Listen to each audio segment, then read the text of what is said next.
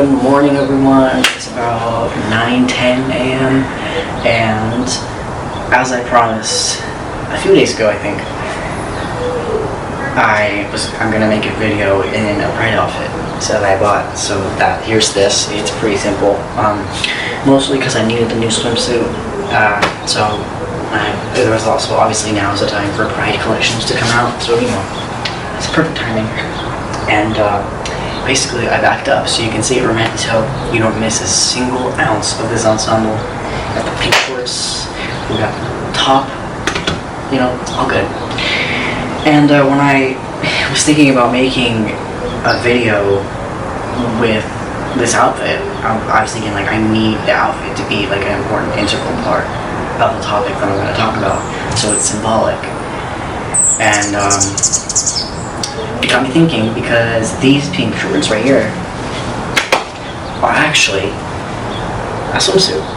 So, like I said, this is a new swimsuit that I got, and I was thinking about it, and I was like, hey, vulnerability, right?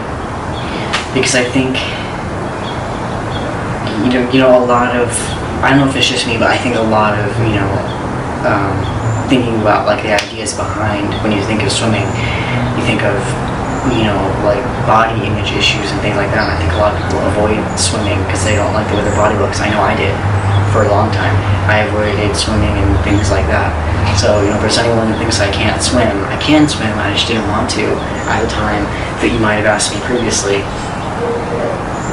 But with that in mind, with the vulnerability that I associated with swimsuit's mind, let's just get vulnerable, you know what I'm saying? So without further ado, let's just do it. And I want to say 3 things before someone starts commenting below about this decision. 3 things. 1 being that this is symbolic, this is to make a point. Number 2, I'm allowed to swim like this in public, so if I was in a pool, I don't think anyone would have a problem with it. And number 3, I spent my life savings to look like this, so if you know what I'm talking about, you know what I'm talking about. So I deserve it, I think, to just be able to be confident and do this. Not gonna lie though, I've never been in front of a camera looking like this, so this is a bit awkward for me. Like I said, vulnerability, it's all about the importance of vulnerability, so here I am. And, I was just thinking about it this morning. I was like, what am I going to do with it? What am I going to talk about, right? Because, yes, the vulnerability, but, what do I tie it to, blah, blah, blah. And I was thinking, and I realized that people have this fear of being vulnerable with people that's really unhealthy. Because being vulnerable with someone shows them that you trust them, and then you can build upon that mutual vulnerability that you you share something, they share something, and you can build on that. But if you have your walls up and they don't, or you both have your walls up, if it's you can't, you can't build, there's nothing to build. You can't, obviously you can't build up against a wall, but you can. But you know the visual I'm trying to get at? You need a flat surface and then you kind of build. You can't you can't, this and this, Lego pieces, they don't go together. So that's a better analogy, Lego pieces. You can't build a Lego, you can't build stuff with Legos like this, you have to go like this. So if one person, whether it's you or another person, is not willing to be vulnerable, you can't stick the Lego pieces together. You're not going to have a good relationship. That relationship is either going to end or it's going to be very tense, and it's just not going to be a good relationship, and it's kind of going to be neither one of you want to end it, and it's just going to kind of be back and forth, back and forth, back and forth, which at some point long term it will end, but it's just not going to end as abruptly as if someone was this just isn't working, and that goes for any relationship. It goes with family, friends, especially romantic relationships, So it's important to be vulnerable and willing to show someone through being vulnerable that you trust them, that you're saying, I trust you and I want to get closer to you, so I need to share things with you so that we can build that trust and we can trust each other to keep those vulnerable topics that we talk about between each other and allow it to build our relationship rather than tear it down. And like with vulnerability, it could be like physical, like this, right? Like me standing in front of the camera like this, or it could be like telling someone something, like I said previously. You know, it doesn't necessarily have to always be like, oh, here's a secret that I have. It could just be like this. It could just be willing to stand like this, or present yourself in a way where you're like, okay, like I'm ready to do this with you because you're safe. You feel safe with them, and then that's a way of being like vulnerable and being like talking to them and being like, okay, I'm ready to do this, and then presenting yourself in a way physically with yourself without really saying a whole lot, but you know. And that's more like romantic relationships than friendship or family. But you know what I mean. You catch the drift, you know. And yeah, and I think that a lot of people are like, be vulnerable with other people, and that's all it is. They just like stop there, right? They're like, be vulnerable with other people and trust other people, and your life is gonna be great, right? But it doesn't stop there though, and I think a lot of people don't talk about how you need to be willing to be vulnerable with yourself. Like you need to be willing to kind of dig through yourself and be like, okay, like let's look at this past memory that I need to work through and grow and kind of process emotionally, mentally, whatever, so that I can grow as a person. Because I feel like a lot of people are like, oh, like I don't like my past. I just won't like think about it, and I'll just tuck it away and we'll be fine. And I'll just bury it. Right? No, don't do that, okay? Because it will come up, it'll bubble up, and it'll either explode in a relationship, in a situation, and it won't end well, whatever it is. And you need to be willing to kind of take down that wall you have around things you don't want to think about, things that you're not proud of, things that you've done in the past that were big mistakes that you don't want to think about. I don't know what it is, you know, you can have all three, right? But what you really need to do is realize you can't grow as a person if you aren't willing to be vulnerable with yourself. And if you aren't vulnerable with yourself, there's no way you can properly be vulnerable with others. So, I mean, sometimes what you need to do to like really get the ball rolling, to be able to look at yourself and grow as a person within yourself, sometimes what you need to do is talk to someone and just admit it to someone and say, hey, like this happened to me. Right? Because I know I did that once, and it was a godsend for me. But you know, like it's how you work, right? Because if you talk to someone about something that's upsetting you, it gives it less power. So it's like it's intrinsic, right? Because you want to be vulnerable with yourself so that you're willing to look at those things that you don't want to think about, that you don't want to have happened, the mistakes that you made, you don't want to look at those, you don't want to think about those, but you need to do that in order to grow. So you need to be vulnerable with yourself. First step is recognizing that you have things to work on. They're not flaws in the negative sense, right? They're flaws in the sense that they can be mended, right? Not fixed, but mended. And you can kind of grow past that flaw, that issue, that thing that's holding you back. And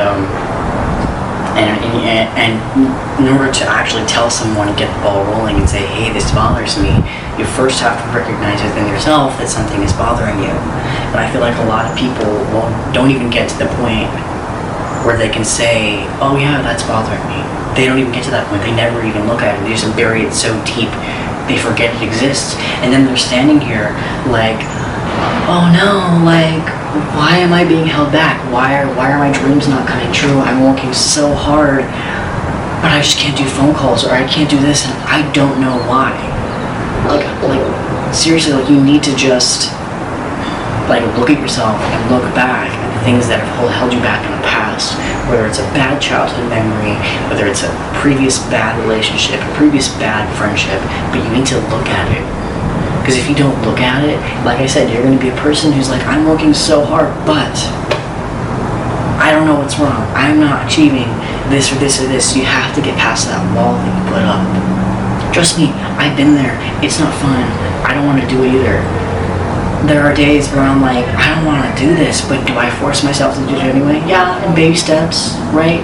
Because standing there being like, no, everything's great is not reality. That's, like, one way I've gone as a person is, I used to be the person that's like, good vibes only. No, there's not always good vibes. Yeah, you want good vibes. You don't want anyone that's like all negative all the time. And I think that's where it stems from. That's where it was for me. That's how I thought of it. But I realized, like, asking for good vibes all the time, 24/7, is just so unrealistic that people feel like they have to live up to the standard that is literally not attainable. And then they're like, oh, like, I'm not achieving my full potential.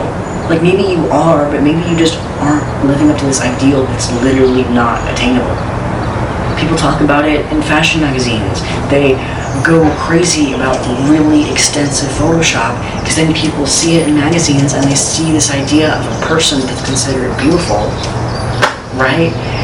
And they're like, oh, I want to look like that, but they literally can never look like that because it's all Photoshop. So like, don't expect your life to be like a photoshopped life. Do you know what I'm saying? Like, you can't just like cut corners and make this look good and that good. Like, you can't do that. Not only is it an unattainable reality, but you can't just like mold this reality in your head what you want your life to be and then bury all the stuff and act like the other stuff that like is not as pretty doesn't exist, which is what people do with Photoshop. You can't do that. You can't just bury it and expect it to like die. That's the thing. You're burying your feelings alive. You're burying your feelings, your bad memories. You're burying them alive. So they're gonna come up. They're gonna come back up in random moments in your life like zombies and just attack you, And you're gonna be like, what happened, right? But if you never like attack those zombies that are your bad feelings, that are your bad memories, that are your bad past relationships that you still haven't gotten over, I don't know what it is for you. But if you literally just decide like, oh, I'm gonna forget about it, you're burying little zombies, you're burying them alive, and eventually those zombies are gonna come back up and eat you alive, and then you're gonna wonder why your life, why your goal isn't achieved, right? Right? Like that's, I mean, I can go on about this for hours, but I think that you get the idea. The point is, don't bury your feelings alive. You need to be vulnerable with other people and yourself in order to grow as a person, because if you're not, you're going to bury those things alive and it's going to come back to eat you like little zombies. So if you have issues that you need to work through, think of them like zombies. You want to kill those zombies, don't you? Get those zombies. And then when you kill the zombies, they're gone. But don't let the things be zombies, right? Don't even let them be zombies if you can. But let's say you got zombies in your brain right now. Let's just say we got zombies, okay? Like, honey, I've got some zombies too that I'm still working on. Like, let's be real. Like, I'm really not gonna sugarcoat it. I've got zombies too that I'm working on. I'm not acting like I got all my zombies killed. I haven't got all my zombies killed. Still. And I've done a lot. I've grown a lot as a person in the past few years, but I still got a lot of zombies, And so it's not a bad thing to like feel like, oh, I only have 3 zombies, but they have 6. They suck. No, right? It's all about maybe one person has 3 big zombies and then one person has like 6 little zombies, but everyone has zombies that they gotta kill, right? So don't listen to your little zombies. Don't let the zombies eat you alive. Kill your zombies. Be vulnerable. I hope you didn't hate the symbolicness of this. Bye. Peace out.